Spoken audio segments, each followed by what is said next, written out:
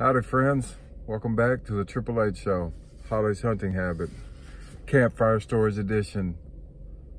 I hope y'all are having a blessed day. So without further ado, let's get it.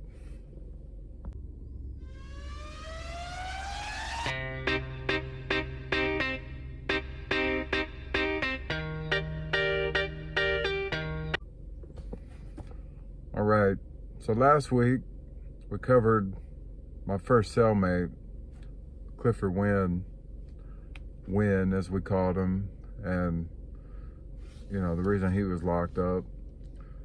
Like I said, I don't agree at all with what he did, but we were locked up together, so I showed him respect, he showed me respect. I mean, he kind of showed me the ropes as far as being locked up too, because I didn't know the do's and don'ts. There's a lot of them too, you gotta learn. And it took me quite a while to figure them out. But anyways, there was a guy in there with us named Bo. Now, Bo was a crackhead on the streets, so he was locked up quite often. And Bo was annoying, to say the least. But Wynn liked to sleep a lot. And when we would go lock down, like, you get out in the morning, they open the doors up around 7 after the first shift does their first count when they come home. And at Autauga County, they had like 3 different shifts, whereas Elmore County and prison was like 2 shifts. You know, you work from 6 to 6 basically at both of those. But Autauga County would do a count at like, I don't know, 6 o'clock in the morning. We'd eat breakfast like 4 or 5 o'clock. Then we'd go lock back down. Then they count. And then they end up opening the doors up. And then you have to lock down from like 12 to 2, I think. And they do a count right at 2. And then open the doors when the count cleared. But Bo would be really loud in the cell, and Wynn didn't like it. A lot of people didn't like Bo, period. I mean, that was just one of the many reasons people didn't like him.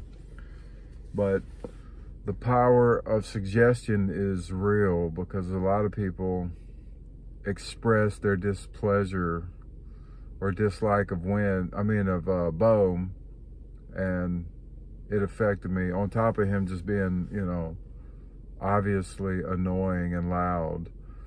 But Bo is a pretty big dude, you know. He fit the physical criteria of somebody named Bo, I have to say. So even though he's a crackhead, didn't mean he was like withered and skinny. I, however, was at that point a full-blown junkie. And I was probably 170 pounds soaking wet, and coming off a lot of dope, drugs and alcohol, basically.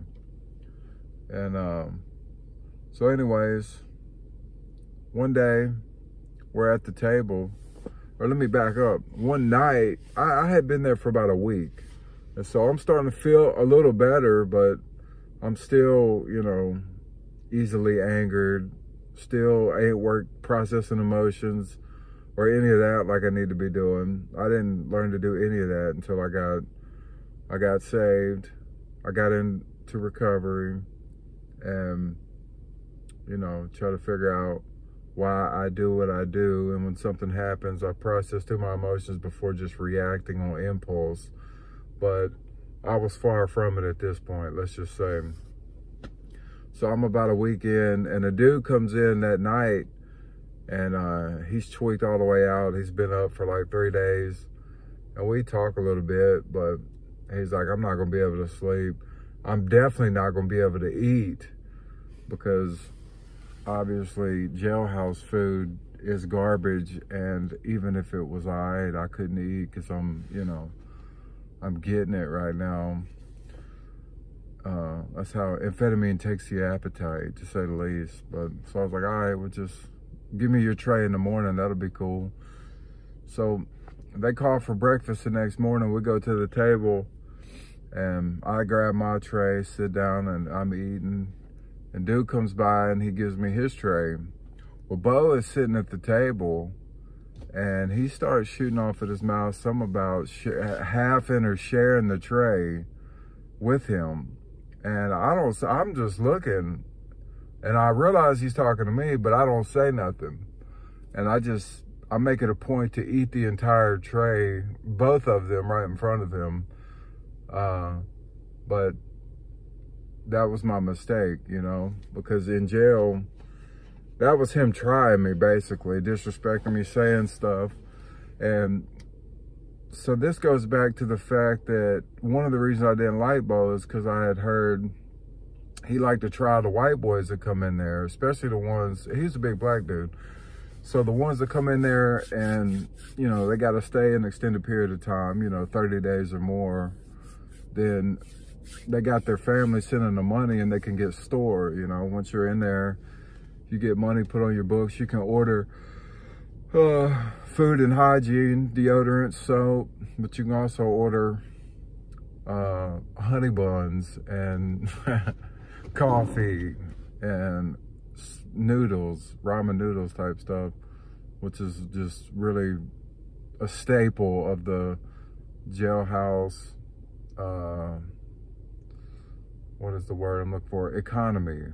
You know, that's money in there. Coffee, honey buns, stuff like that.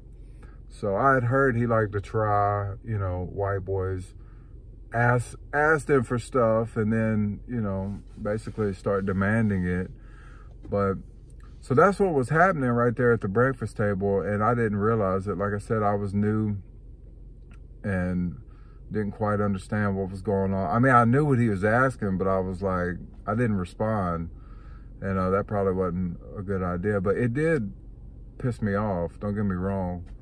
That's why I made a point to eat the whole tray right there in front of him. But then I went back to sleep, not thinking too much about it.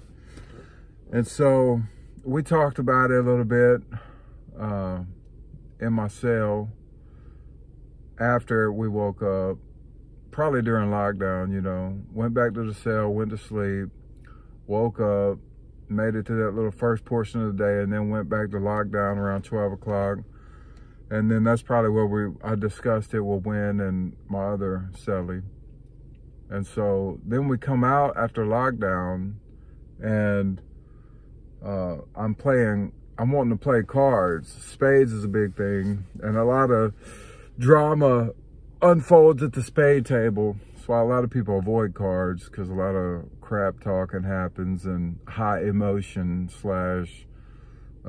outburst, so to speak, happen. But I was gonna play with these other two guys, or three guys, I'm sorry, and one guy quit. And so then Bo comes to walk up, and they're like, come on, Bo, you can play. And I was like, nah, I'm not gonna play with Bo, I'm good.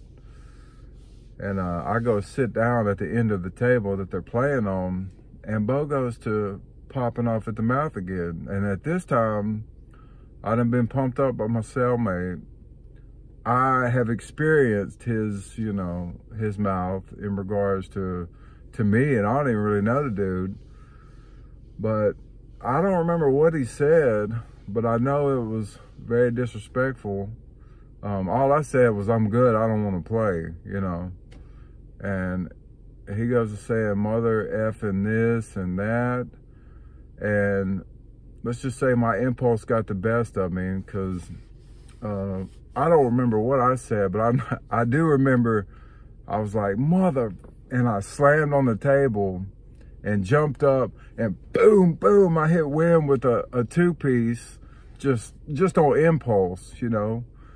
And once again, my impulse got the best of me, because I just, man, I went into a rage, basically, and bam, bam, I hit him with the 1-2, with a two-piece, and let's just say he ate those, you know. When I say he ate them, he ate those he ate that 2-piece like cupcakes and was still standing there. He was stunned, but the problem was, so was I. You know, I couldn't believe, like, oh, great, look what my anger's got me into now, you know, because it didn't go like I thought it was going to do. I thought it was going to be bam, bam, dude's knocked out, and I'm the 8-pod champion. No, he ate those like cupcakes and was still standing.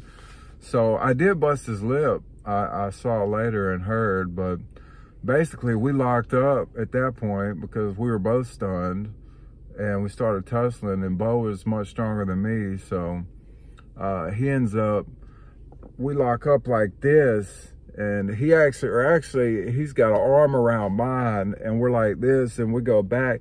I was trying to flip him, but it wasn't happening because I hadn't quite got my weight up yet. And so we go back, bam, and hit a wall. And somehow during me trying to flip him, my arm comes out of socket. So I threw a shoulder out on top of throwing some hands, Brad man. But when we hit the wall, we go down, and I'm just waiting for him to just dust me off because I can't get my arms out. But he don't hit me not one time. I don't know, I can't remember. I dang near blacked out, or blanked out. It was like I just saw red and, you know, went into a rage. But I end up, so he's over me. I end up somehow getting between his legs and coming over and getting on top of him and just hitting him with my left hand as much as I can. And that's when they break the fight up. Truth be told, if circumstances were different, they would have just stomped me all the way out because, you know, kind of like jailhouse politics. It's not like gang related. He wasn't a gang member, but I'm a white dude, he's a black dude, and, you know, not that they would have stomped me out. But when I started to get the best of them, believe it or not, that's when they broke the fight up, because I was angry, man. I was angry. So when I finally got free and got over the top of them, I'm not even left-handed, but I was southpawing that jaw as much as I could. You know, in my head at least. I probably, ain't no telling, wasn't making a whole lot of damage, but they broke the fight up. And I had two things going for me. At that point, I had established a pretty good rapport with everybody in the pod, because, you know, I pretty much ain't met too many people I don't like. I like a lot of people like me, and not a lot of people like Bo. So they kind of let it go, but they did break it up once I started getting the best of them. And the crazy thing was, the officers, the COs in the tower didn't even see it, because at that point they should have come in with the pepper spray and locked everybody down. But so we would have got away with it, except for the fact my entire shoulder is out of socket. Like, I could see it's going down, and then there's a dip here, and I can't, like, I'm pulling it and trying to get it, and ain't nothing happening. So I had to hit the button and tell them that I had slipped, basically. And they sent me off, you know, to lock up after that, which that's a whole nother story. But they didn't send me to lock up for fighting. They sent me to lock up because if you're injured in jail, they got to put you in isolation so you ain't around other people, so you can't be taken advantage of. And so that was, you know, how that worked out. So even though my anger got the best of me and put me in a situation where, you know, it could have went a lot worse, it actually worked out really good for me, because that moment right there, win or lose that fight, I showed everybody that I'm not going to be talked to, you know, you ain't going to disrespect me. I'm going to stand up and I'm going to fight. And that's really all you got to do, man, in jail. Once you do that, I did that. I did 2 jail terms. Well, one was at Elmore County. I actually did 3 jail stints now that I'm thinking about it. But that one fight, my first week in jail, the story of that followed me and my reputation basically all the way to prison and into prison. Because I mean, you see a lot of people from your county jail in prison. You see a lot of the same people once you get locked up. I mean, I can remember so many people coming and going, and then when I would get out, I'd come back and see different people, and they'd see me. It's just a vicious cycle, it really is. But it's like my impulse and my anger are not good things. But what the enemy meant for evil, God meant for good, and that actually worked out good for me, even though my shoulder's still messed up. But now both my shoulders are messed up now, so it turns out that was probably going to be happening anyways. So yeah, there it is. There's the story of my first jailhouse fight, my introduction into bullies, jailhouse bullies or whatever. But I actually had to go to another pod in another one of my stints where me and Bo got put in the same pod. I ain't have no problems out of Bo no more. He ain't have nothing to say to me. And everybody else, the crazy part is, when I got out of lockup, they were going to bring me back to that pod because the correctional officers, you know, let's just say that whole system is about as dysfunctional a system as I've ever seen. So no surprise that, you know, they were going to put me back in the same pod with the dude I got in a fight with. But as they're bringing me back into the pod, it was during lockup, between that 12 o'clock, 2 o'clock in the afternoon period, where everybody was locked down. And normally when you're locked down, unless you're on your bed laying, if there's something on TV you want to watch, you're at the door. But anytime that doors opens to the pod, people get up and come look, see what's going on. These people, like the majority of them were like cheering me on, man. It's like they were glad I was back. They were like, "What's up, Holly?" You know, it was, I had a warm reception back into the pod. I mean, it was crazy, you know, how it went down like that. But it's like then the guard got on the radio and they figured out, okay, no, you can't put him back in there because dude he was fighting with is still in there. So they moved me to the pod next to it, 7 pod. And so yeah, it worked out for me. But well, that's that for that story. I guess the takeaway from that is I try not to act on impulse anymore because it never goes good for me. I try not to even talk on impulse anymore, you know. That first thought that comes to my head, I don't voice it today because rarely am I right, you know. Unfortunately, stuff goes better when I just keep my mouth shut. You know, it's better for folks to think I'm a fool than for me to open my mouth and confirm it, as the Bible says. So anyways, I just try to keep my head down and love my neighbor as myself today. But first and foremost, love God with all my heart, mind, and soul, and seek first the kingdom of God, and all goes well. Generally. I don't get in fights no more, that's for sure. Anyways. All right, God bless you, friends. I love you. If y'all want to hear more, just comment, let me know, because I got a whole bunch of jailhouse stories.